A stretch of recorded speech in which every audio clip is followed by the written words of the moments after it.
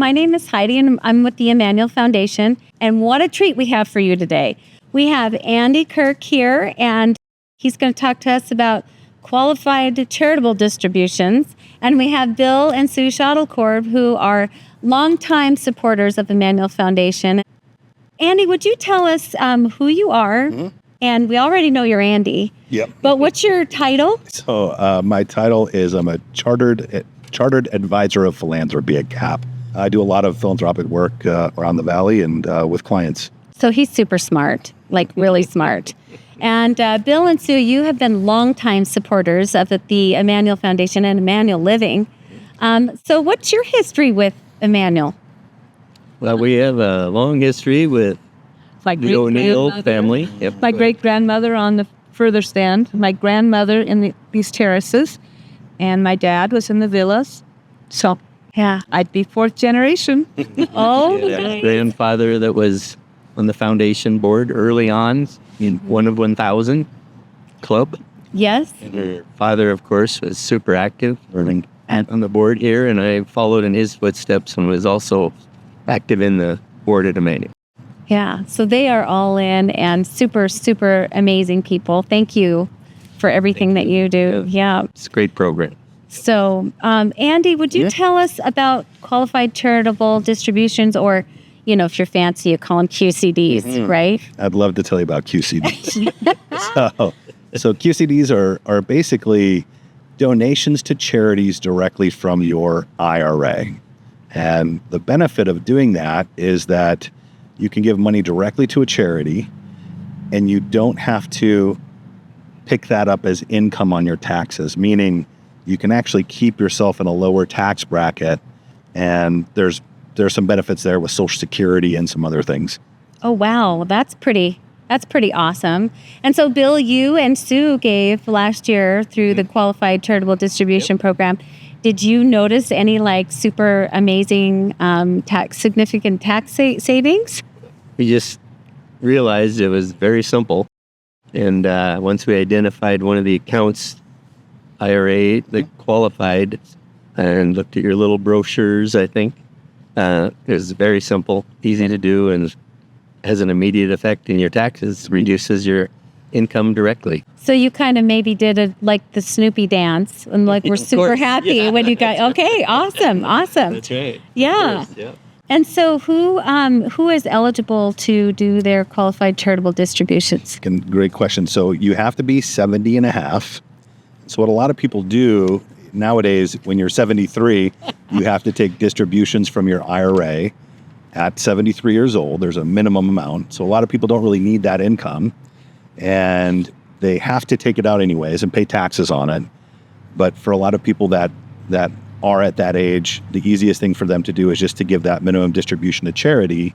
They satisfy the IRS's requirement to take the money out, but they don't have to pay taxes on it. So it's a big benefit.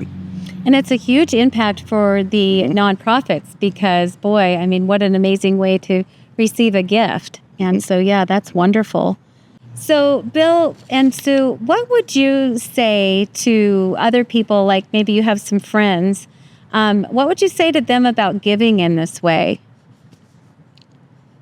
Again, it's probably one of the simplest methods I've heard of.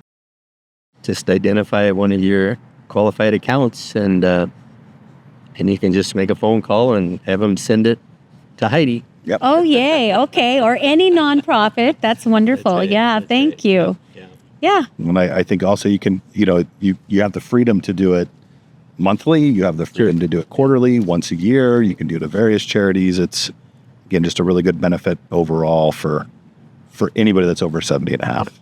Yeah. And it's nice, too, because if we receive these QCDs, if Bill wanted to give to several different causes in our nonprofit, he can break it up however he likes with one check. And Sue, and that's just, that's amazing. Mm-hmm. So, Andy, you had some other really creative ideas about giving and for donors, and that might help them with their taxes as well.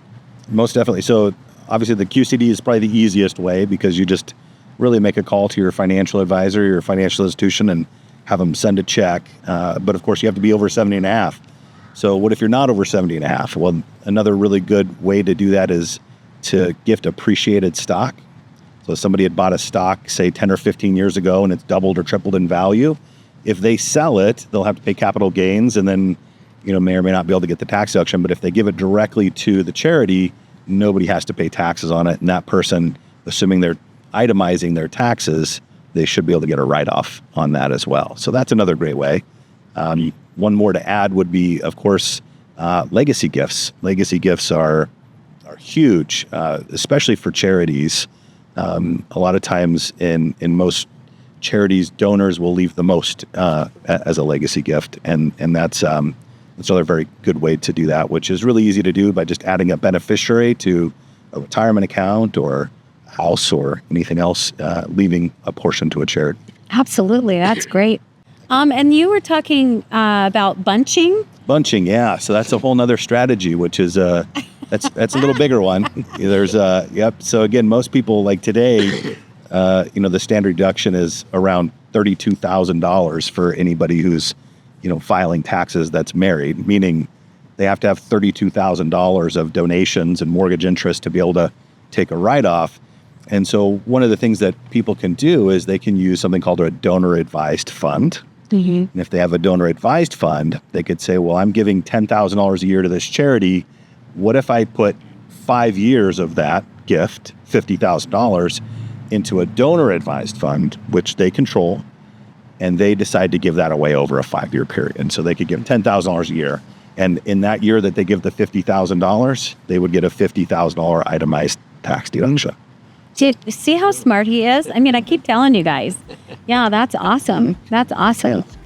So if you need to know more about how these different options may benefit you, visit immanuelfoundation.org.